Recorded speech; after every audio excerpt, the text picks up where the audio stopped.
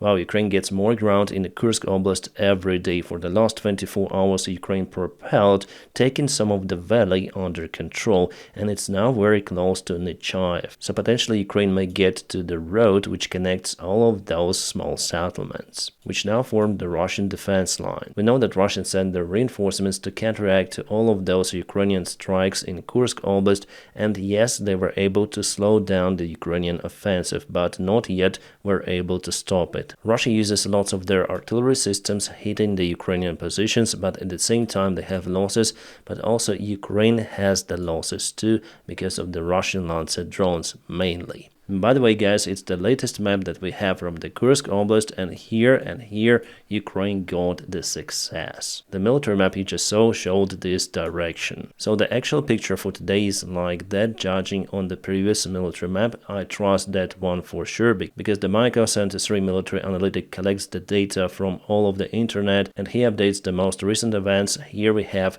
couple of days delay from the deep state military map if we speak about the Kursk Oblast. And yes, by the way, hello my friends and welcome, my name is Dennis and this is the latest update from Ukraine. Now let's speak about the Korenevo direction, because there Ukraine also moved a little today. Yeah, hopefully you're able to see everything on this map. So this is Korenevo. Ukraine definitely oriented to take that settlement. For it, Ukraine recently crossed the river and also crossed the railroad for the Russian supplies. And for the last 24 hours, Ukraine wants to take Sheptuhovka under control. It's one more village in the region, and in this area the Ukrainian sabotage groups were spotted, which act behind the front lines, disturbing the Russian logistics and basically spreading the panic among the Russian soldiers. If, for example, the small sabotage group does something in this area, Russians would probably think that Ukraine is over here somewhere. I think that for the coming days, Ukraine will try to fill this gap and later on strike Korenevo with a major attack. I expect this operation to be conducted this week. Alright, now let's speak about the western direction. The Ukrainian army propelled today too. We have this military map showing that the village of Davydov was taken by Ukrainian army, and the Ukrainian armed forces are presented not far away from this water storage. And Ukraine has multiple of the attack vectors towards it. It means that Ukraine is gradually pushing the Russian army for them to leave this entire south part. The Russian armed forces are now jammed between Ukraine and the river of Seine. So in a couple of weeks, Ukraine will get more and more ground and Russians will be forced to retreat. There is just a little movement in the eastern direction. I would say that the situation there is more or less stable. The fight is ongoing for the Krupets village. Meanwhile, Russians claim that they've recaptured the Nechayev village in the Kursk Oblast. They even show this photo session. But the problem for Russia that Nechayev village wasn't even under Ukrainian control. It's the bordering village for now located right on the front lines. This is the Nechayev village and Ukraine is close to it. It has the attack vector, but this village wasn't under Ukrainian control. So this claim recaptured, as you can see it's quoted, well, it's just a bullshit. Guys, I started this video as usual from the positive news. Now let's go to the other news, and at the end let's review the negative news, because the war for now is not just positive for Ukraine and we need to see the real picture. The Russian oil storage facility is on fire for 9 days already. Fire spreads from one tank to the other, and there are tanks with many types of the fuel including benzene, diesel, jet fuel, so it may continue to burn for several days more. My friends, if you like the job that I do daily on YouTube, you may also support me on Patreon. The link for my Patreon page is available in the video description just below. Thank you so much for supporting my motivation. Russia has launched one of their biggest airstrikes on Ukraine. They used many of the cruise missiles and drones. Many of those were shot down by the Ukrainian air defense, but some of the missiles hit their targets. What is quite frightening that one of the missiles hit this dam, in the place where the hydroelectric power plant is located. This power plant is used to generate the electricity for the Kiev city, and also it is a dam, so the stopper for all of this water on the north. So if Russia destroys the dam, the water may go and destroy also the part of Kiev. Basically, the Russian propaganda on the Russian TV already called for those actions to destroy this dam, to ruin the Kiev city and all of those settlements down the stream. Potentially could be one of the largest disasters for Kiev, and in general for Ukraine. Kiev is very populated even now. So as for now, the dam itself is okay, but the hydroelectric power station is unable to produce electricity any longer. But some of the Russian missiles missed the dam and went into the water. One of the eyewitnesses filmed this video. I will share it on my Telegram channel. By the way, my friends, you may subscribe for my Telegram channel. It is available in the video description just below, and there I share more information about what is happening around Ukraine. What I can say that the dam itself is not easy to destroy with all of those cruise missiles, no. But if Russia uses the large number of those missiles, for example, around 100 missiles would hit this target, obviously they'll destroy the dam. That's why it's very important for Ukraine to obtain the air defense missiles and systems on time. This is the map of how Russia used their drones and cruise missiles and also ballistic missiles to hit Ukrainian infrastructure. Because of the attack, there are lots of the blackouts in many of the Ukrainian cities. Polish military officials reported that the flying object crossed the Ukrainian territory into the Poland airspace. Polish Air Force tried to shut down the object, but they were not successful with that, saying that the weather was bad for it. Well, probably it was the Russian Shahed drone or the Russian cruise missile which landed somewhere in Poland. Again, some of the Russian drones were shot down from the Ukrainian helicopters, so helicopter just flies in parallel with the drone and the shooter shoots the drone down with the help of the machine gun, as in this case as well. There is no smoke coming, but as you may see, drone goes down. And finally kabooms right into the ground. Le Monde came out with an article about the negotiations between Russia and Ukraine, which already took place in Qatar, as they say. The negotiations were about the possible ceasefire or partial ceasefire between Ukraine and Russia. The idea is to cease the attacks on the civilian infrastructure and energy infrastructure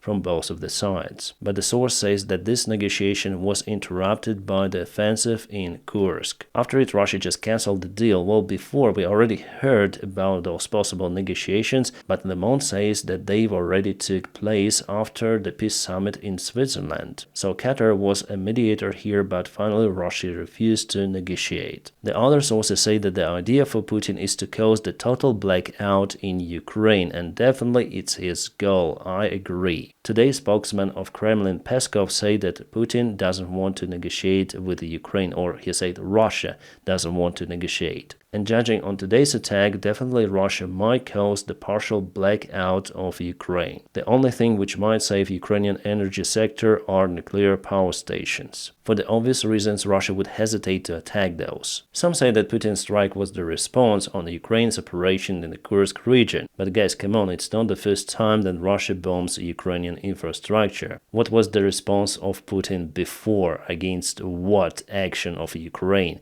No, it just shows that the aim of Putin is to eliminate Ukraine as the country. And now they say that they don't want to negotiate with Ukraine. Well, it means that the war will continue while Putin has his power, or Putin's circle has the power in Russia. Judging on the latest satellite images, Russia is preparing for one more strike on Ukraine because they concentrated lots of the bombers on the Engels airfield, plus there are Ilyushin-76 airplanes which deliver missiles for those bombers. It means that the new strike might happen in the coming days. Guys, I can't share with you the entire video over here because of the platform restrictions, but again, it's available on my Telegram.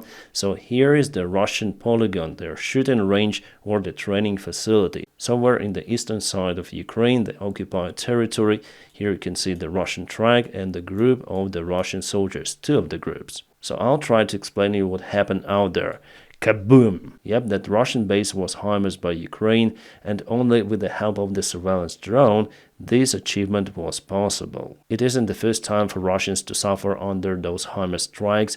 It was before and will be in the future, because Russian military command doesn't take the precautionary measures. They gather their forces not far away from the front lines within the HIMARS range. So, well done Ukraine, well done and cooked. Guys, with the Kursk operation, we almost forgot about the political topic, the politics in the United States. And according to the recent polls, Kamala Harris actually has more votes compared to Donald Trump. And for the representative votes, she is also winning 288 against 250, because many of the swing states are now turning to vote blue. But still, there are a few months till elections and everything might change. But honestly guys, I didn't expect that result to be achieved that fast by Kamala Harris. Alright, now to Ukrainian front lines. Unfortunately, today Russia moved ahead in Pokrovsk direction. This is the map from the Institute for the Study of War. There is also the confirmation from the other map source that definitely Russia moved ahead. Also, the deep state military map tells us the same picture. So yesterday and today,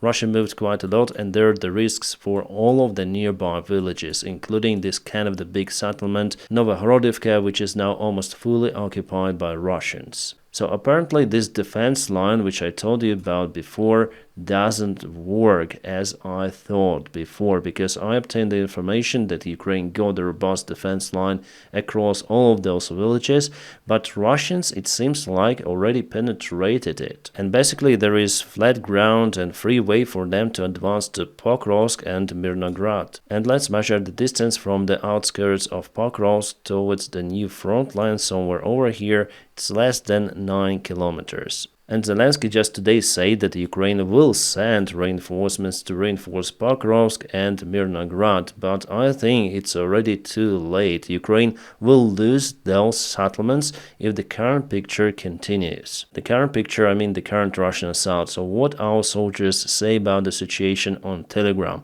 Those soldiers who do not afraid to speak about the situation as it is. Russians have the major success in advancing towards Mariinivka. Also, Mikhailivka is more to the south, plus Membrik and Korenevo villages, so those are partially occupied already by the Russian army. Our defense forces require emergency assistance, more supplies and reinforcements. Also, the general defense action of the Ukrainian army in Pokrovsk direction should be reviewed by the military command.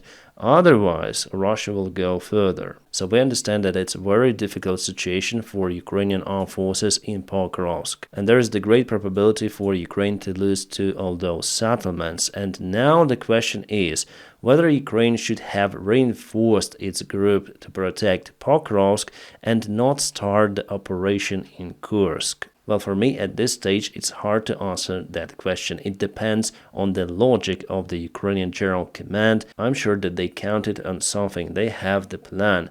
But what that plan is, at this stage, it's hard to understand. Because also from the Ukrainian officials we heard different versions of the Kursk operation. Some say that it's just to create the gray zone between Russia and Ukraine. Some officials say that the Kursk operation will force Russia to withdraw their forces from the Ukrainian front lines to defend the Russian territory, but now they hesitate to do it, as you see. Other officials say that Ukraine just rises the stakes, showing the West that it's very easy to cross all of the Putin's red lines, or maybe it's all together, but now we don't have the answer on that major question, why the Kursk offensive was started. It is successful, I agree with that, but now there is the question whether Ukraine will have enough reinforcements and enough resources to protect Pokrovsk, Mirnograd and all of those settlements. But I'm sure that we'll obtain the answer on that question after several months, as it was, for example, done with the Ukrainian counteroffensive the last year. At first, we all thought that it would be successful, but now we understand that definitely it wasn't the right thing to do. However, the previous year, in 2022, the Ukrainian counteroffensive was really successful. So the outcome of the summer campaign will analyze in a few months, maybe even in 2025. What worries me also that Russia now tries to advance towards Vuhledar via Vodyane. Here we definitely see the frontline movement. Our guys who tell truth about the situation say that Russia opened a new attack vector near Vuhledar towards Vodyane. This morning there were 2 of the attack attempts from the Russian side in this direction, and totally they used around 10 of the armored vehicles and tanks for it. The fight was really heavy, and during the morning time Russians were not able to get the ground. But close to the afternoon, Russians managed to take some ground because they used lots of the drones and artillery systems. Our officer says that Russians are unable to take Vuhledar from this direction. They tried to do it but failed many times. That's why they're now bypassing Vuhledar from this side. He tells that the possible variant to stop the Russian offensive would be the elimination of the Russian pontoon bridges near Mikhailivka village, because the major reserves Russian army keeps in Yehorivka. So to go forward they need to cross the river. And close to the evening, he says that the fight is very, very heavy for Ukrainian armed forces. Russia concentrated lots of their resources in Vuhledar direction, unfortunately, and as you see, they already cut the supply road towards Vuhledar. Well, Vuhledar has one more supply road, but this road was connecting Vuhledar with Vodyane. So again, Ukraine requires reserves to be sent to this direction as well. Well, actually, it's good that there are some of the Ukrainian officers and soldiers who tell the real picture, who do not afraid to raise the awareness about the actual needs for Ukrainian army. There is one more direction with the Russian south. They moved towards Toretsk, and today they moved just a little towards that settlement. It's the town, not the city. However, at the same time, it's kind of big. From all of the three directions, yes, until yesterday there were two of the directions of the Russian army attacks. Now there are three together with Vuhledar. Well, this area where Russia moves slowly. But anyways, they move and take the ground. It means that Ukraine needs more reinforcements, and Russia concentrated their forces here, and they don't want to send those to protect the Kursk Oblast. It seems like the Russian regime would let Ukraine to go even further, but they wouldn't take their forces out from Ukraine. Well, it is a risky strategy for both of the sides, for Russia and for Ukraine. And only future will show whose decision was correct. But anyways, guys, I'm gonna keep you updated on situation in Ukraine. Now please don't forget to press your huge like to this video. By doing so, you help me a lot. I wish you all a peaceful sky wherever you are, and have a great time.